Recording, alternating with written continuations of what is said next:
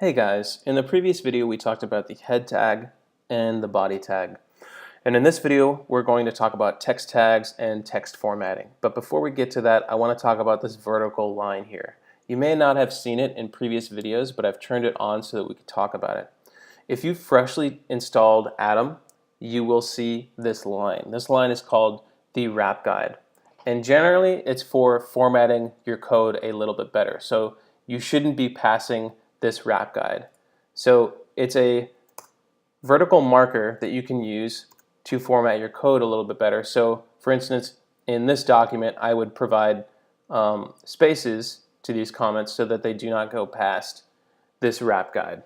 And this is nice because if you pass this file to somebody else who may have similar IDE environment set up as you, then they'll be able to see it on their screen just as well. So some people have different screen sizes, and if you have a wrap guide, it can be useful so that you're looking at basically the same document that's styled pretty similarly. Personally, I do not like to use the wrap guide. I like to turn it off, and I like to toggle the soft wrap so that the text will just go to the end of my screen and then go to the next line. And sometimes I don't like the soft wrap on. It just depends on the situation. But I'm going to show you how to turn the wrap guide off and how to turn on the soft wrap. And you can kind of come to your own conclusion as far as what you want to do. So to turn off the wrap guide, you would go to Packages, Settings View, and then click Manage Packages. In the back end of Atom, there are a bunch of packages that do various things. And you can install and uninstall these packages, and it makes Atom very customizable. So this wrap guide is really just controlled by one package. So you're going to go down to Core Packages. These are organized alphabetically. So we're going to go down to the W's. And there it is right there. So I'm going to click Disable. You can always re-enable that at a later time. And there we go. The wrap guide is off. And I'll show you how to do the soft wrap in a second here. One other thing before we keep going, you'll notice I put this title tag block all in one line. We could have written it like this as well. It doesn't really matter. HTML doesn't interpret white space, so they're both correct. Sometimes when you have a tag block that is very short, like this, it looks better if you just put it all on one line.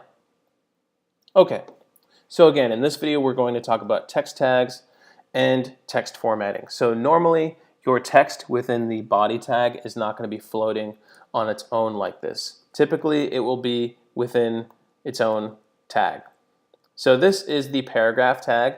Let's take a look at how that formats the text. So if I refresh, you'll notice that the text tag, the paragraph tag, has auto-formatted hello for us. So it added a margin on top, a margin on bottom, and it's also made hello take up the entire line in the viewport, and it's pushed goodbye below it. It may seem like goodbye is also formatted, but it's not. And if you see, if I save these two goodbyes, you can see that they're both not formatted.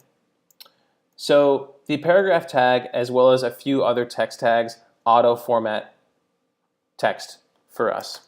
And generally speaking, the paragraph tag is meant for larger strings of text. So let's take a look at what that would look like with larger strings of text. So go to lipsum.com.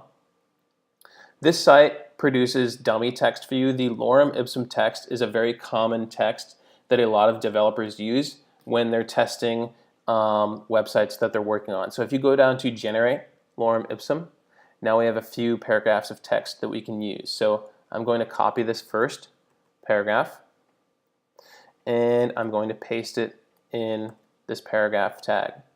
Now notice when I pasted it in, now my HTML file is obnoxiously wide.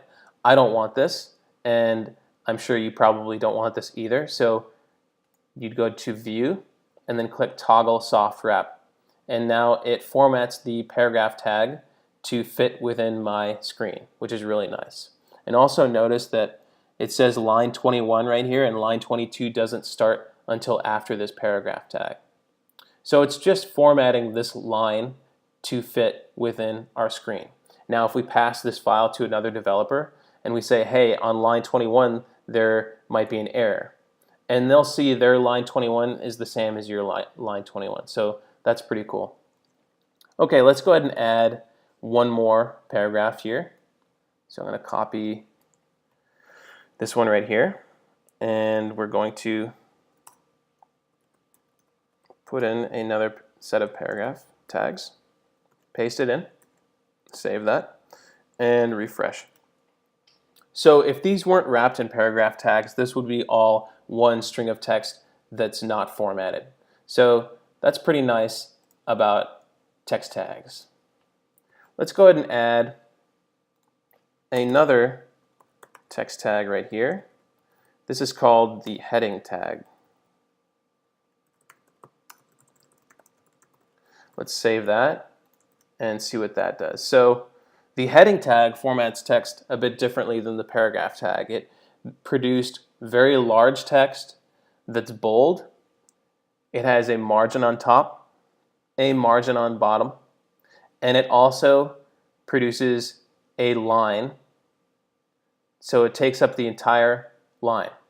So you'll see if I put another hello right here, save that it's pushed down below this heading tag, since the heading tag takes up the entire line. And you might be wondering why the heading tag has a 1, and that's because the heading tag comes in 6 different sizes. So heading 1 is the largest, and heading 6 is the smallest. And you'll see that heading 6 is even smaller than the paragraph tag. So if I put heading in each of these,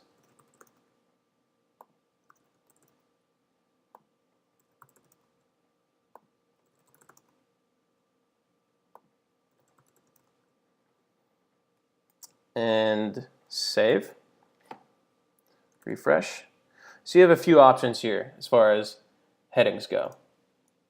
There's also one other text tag that is pretty common, and that is the break tag. And what the break tag does is it adds a new line to your HTML page. So now if I refresh over here, it's pushed everything down. It's taken up this whole line and pushed everything down below it. And you'll notice that I didn't actually include a closing tag. So the break tag is something called an empty tag, and there are a few HTML tags that are empty tags. And what that means is they do not need a closing tag because you're not going to put anything inside of it. So it's just an opening tag, essentially, but it's called an empty tag. And the other thing about break tags is you can stack them like this, and it will produce more space. So pretty cool. I'm actually going to put these break tags in a few other places just to format this page a little bit more. And save that and refresh. Cool. So these are probably the most common text tags, but there's actually quite a few other text tags. And I'm going to show you just a few of them, not all of them. So here's a few other ones. And a lot of the other text tags that you'll find, they're generally, you can use them in between the paragraph and the heading tags. So the paragraph and the heading tags are pretty versatile, and they take up a whole line in the viewport, and so a lot of other tags do not do that. They can be used in between these tags. And I'll explain how that looks in a second here. So let me just show you what these look like first. So the B tag produces bold text. The I tag produces italicized text. The mark tag produces what looks like highlighted text. The small tag produces smaller text. And the deleted tag produces text with a strike through it. And notice that I put a break after all of these. So they don't put the text all on one whole line like the paragraph or the heading. They put the text all just right here. So if I didn't include those break tags, then they would not go to a new line. It would all just be on one line. And so these other text tags and a lot of other text tags, this isn't all of them, it makes them useful for placing between paragraphs or headings, but usually within paragraphs. So let me show you what that would look like. So I can take this mark tag and I can put it inside of this paragraph tag, or maybe this small tag too.